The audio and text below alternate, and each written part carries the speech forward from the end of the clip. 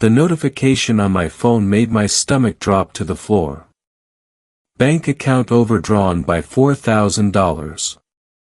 I stared at the screen in disbelief, sitting in my Honda Civic in the parking lot of the insurance office where I'd been processing claims since getting out of the Army 3 years ago. Every penny I'd managed to save from my adjuster salary and small VA disability check for my daughter Emma's community college tuition was gone. Completely wiped out. And according to the transaction history, it had been drained over the past 2 months through ATM withdrawals and online purchases by someone who knew my PIN, my security questions, my biggest fear about failing as a single dad after the divorce. Someone I trusted with my life. My own 17-year-old daughter. I drove home through suburban traffic in a fog of confusion and betrayal, my hands gripping the steering wheel until my knuckles went white. Every conversation with Emma replayed in my head. Every time she'd asked for money lately, always with reasonable explanations. Gas for her car. Lunch with friends. School supplies. The expensive clothes she claimed were gifts from her friend's family. All of it adding up to a picture I'd been too trusting, too exhausted from working overtime, to see clearly. But what I found when I walked into our modest apartment would shatter everything I thought I knew about the daughter I'd raised alone since the divorce. Emma was sitting at our kitchen table, and she looked terrible. Her eyes were red and swollen, her hands shaking as she stared at her phone. When she saw me, she immediately started crying. "Dad, oh God, Dad, I'm so sorry. I'm in so much trouble." I sat down across from her, my heart hammering. "Emma, what's going on? Where's my money?" "I took it." Her voice was barely a whisper.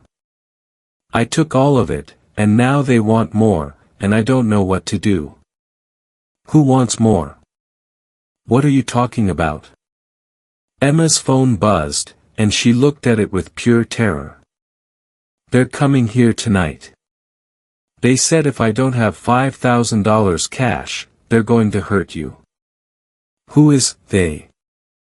"Emma, what have you gotten yourself into?" What came out over the next hour was the most heartbreaking story I'd ever heard. 3 months ago, Emma had started dating Jake Morrison, a 22-year-old who worked at the auto parts store across from her Target job. He was charming, older, everything a 17-year-old girl would find exciting. At first it was perfect, Dad. He treated me like I was special, like I was mature. He said I was different from other girls my age. Emma was crying harder now. He started asking me to do little favors.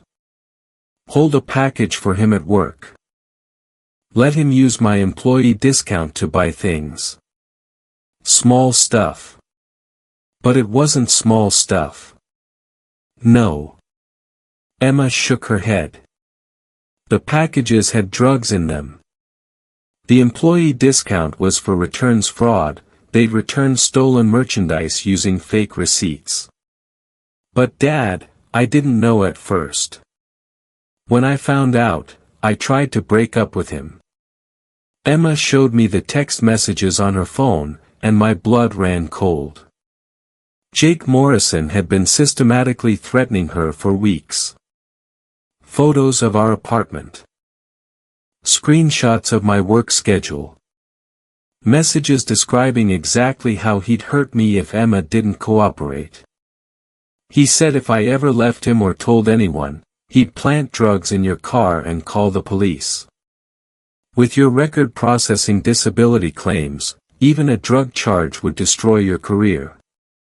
Emma was sobbing now. So I stayed. And the favors got bigger. How did this lead to my bank account? He found out about your savings. He said it was just a loan, that his business partners needed cash for a big deal, and they'd pay it back with interest in a few weeks. Emma looked at me with complete devastation. I thought I was protecting you, Dad. But now they're saying the deal went bad and I owe them $5,000 more, or they're going to kill both of us. I looked at my 17-year-old daughter, this kid who'd been manipulated by a predator into thinking she was protecting me while he systematically robbed us blind. The fury that rose in my chest was unlike anything I'd felt since combat. Where is Jake now? He's coming here at 8 with his partners to collect the money. Emma checked her phone. Dad, it's 7:30. I don't have $5,000. I don't know what to do. I stood up and walked to the window, looking out at our quiet apartment complex. My military training kicked in automatically. Assess the threat, gather intelligence, form a plan. Emma, I need you to tell me everything about Jake. Where he lives, where he works, who his partners are, what kind of car he drives. Everything. Dad, you can't fight them. Jake's partner Marcus just got out of prison for assault. They're dangerous. So am I, baby. I didn't spend 2 tours in Iraq to come home and let some punk threaten my daughter. Over the next 20 minutes, Emma told me everything she knew about Jake Morrison's operation. He was running a small-time drug and fraud ring, targeting teenage girls from single-parent homes. He'd identify girls with access to money or resources, seduce them, then gradually manipulate them into criminal activity while threatening their families. How many other girls is he doing this to? At least 3 that I know of. Sarah from my English class, Michelle who works at the grocery store, and some girl named Ashley I met once. Emma wiped her eyes. Dad, we can't go to the police. Jake has evidence of everything I did. I'll go to jail too. No, you won't. You're a victim, Emma. You're a minor being exploited by an adult predator. I called Detective Morrison, the same officer who'd handled break-ins in our neighborhood. When I explained the situation, his response surprised me. Mike, we've been investigating Jake Morrison for 3 months. He's suspected in at least 6 similar cases. Emma coming forward could be the break we need to finally arrest him. What about the charges against Emma? She's a victim of coercion and manipulation by an adult. No prosecutor is going to charge a 17-year-old girl who was being threatened and blackmailed into compliance. At 7:45, Detective Morrison and 2 other officers were positioned around our apartment complex. At exactly 8 o'clock, Jake Morrison pulled up in a stolen Honda Civic with 2 other men. I watched through the window as they walked toward our building, and I recognized the walk of men who were used to intimidating people through violence. But they'd never dealt with someone who'd been trained to handle much more dangerous situations than some small-time thugs threatening teenagers. When Jake knocked on our door, I opened it with Emma standing behind me. You must be Emma's dad. Jake's smile was cold and calculating. She tell you about our arrangement? She told me everything. Including the part where you're under arrest. The look of confusion on Jake's face lasted exactly 2 seconds before Detective Morrison and his team moved in from 3 directions. Jake and his partners were on the ground in handcuffs before they could reach for whatever weapons they might have been carrying. As they were being led away, Jake looked directly at Emma. You stupid bitch, you just signed your death warrant. I stepped forward, letting him see the expression that had made enemy combatants in Iraq think twice about threatening my unit. No, she didn't. But you just signed yours. Detective Morrison later told us that Jake Morrison's phone contained evidence of fraud schemes targeting dozens of teenage girls across 3 counties. Emma's cooperation had broken open a case that would likely result in Jake spending the next 10 years in federal prison. "Emma," Morrison said as we finished giving our statements, "what you went through was textbook predatory behavior. This man identified you as vulnerable because your father works hard to support you, and he used that against both of you. None of this is your fault." But Emma was still devastated. "Dad, your college money is gone. For years of saving, and I let him steal all of it." I looked at my daughter, this brave 17-year-old who'd endured months of psychological manipulation and threats because she thought she was protecting me. "Emma, money can be replaced. You can't. What matters is that you're safe and that we stopped him from hurting other families. But how am I going to go to college?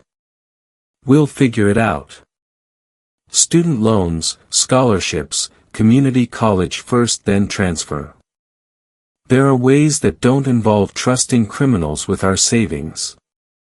That night, as we sat in our living room trying to process everything that had happened, Emma asked me the question I'd been dreading. "Dad, are you disappointed in me? For being so stupid, for falling for his lies, for letting him steal from you?" I thought about my answer carefully, because I knew it would shape how she saw herself for years to come. "Emma, you're 17 years old. Jake Morrison is a 22-year-old predator with years of experience manipulating teenage girls. He specifically targeted you because he knew you'd do anything to protect me. Your loyalty was used against you by someone who studies how to break down people's defenses. But I should have been smarter. You should have been able to trust that adults wouldn't target you for loving your family. The fact that you can't is not your fault, it's a tragedy." I pulled her close. "And Emma, when you realized how much danger we were both in, you told me the truth. That took more courage than most adults have." Over the following weeks, the full scope of Jake Morrison's operation became clear. He'd stolen over $50,000 from families across the county, always using teenage girls as unwilling accomplices. The case made local news, and Emma received supportive messages from other victims and their families. The money was gone, but the district attorney's office helped us file for victim compensation, and Emma qualified for special scholarships for teens who'd been exploited by predators. It wouldn't replace everything we'd lost, but it was a start.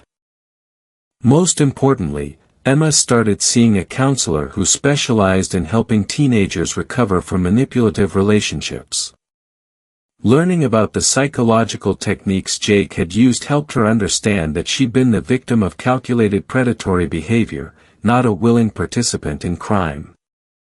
"Dad," she said one night about a month later, "Dr. Patterson helped me understand something important today." "What's that?" "Jake didn't pick me randomly. He studied our family and chose me specifically because he knew I'd do anything to protect you. He used my love for you against both of us." "That's exactly right. But that means the same thing that made me vulnerable, loving you enough to sacrifice for you, that's also what saved us. Because I loved you too much to let him destroy our family without fighting back." I realized she was absolutely right. Jake Morrison had tried to weaponize the love between a father and daughter, but in the end, that same love had been strong enough to overcome his manipulation. Emma was accepted to community college with a partial scholarship for crime victims. She'd start in the fall, living at home and working part-time while she completed her general education requirements. It wasn't the 4-year university experience we'd originally planned, but it was a path forward. More importantly, She'd learned to recognize manipulation tactics and had developed the confidence to trust her own instincts when something felt wrong. The experience that had nearly destroyed our family had ultimately made both of us stronger and more aware of the predators who target loving families. Jake Morrison was sentenced to 8 years in federal prison for fraud, extortion, and exploitation of minors. His partners received shorter sentences in exchange for cooperation. And Emma's testimony helped convict all of them while establishing legal precedent for how courts should handle teenagers who are coerced into criminal activity. Our savings account was empty, but we were rich in ways Jake Morrison could never understand or steal. We had each other. We had the truth. And we had the knowledge that no matter what predators tried to tear our family apart, our love for each other was stronger than their schemes. The real victory wasn't getting our money back, it was Emma learning that she deserved to be loved without conditions, threats, or manipulation. And me learning that sometimes the best way to protect your child isn't to shield them from the world's dangers, but to teach them to recognize those dangers and fight back together. 6 months later, Emma got a text from a girl at her new college.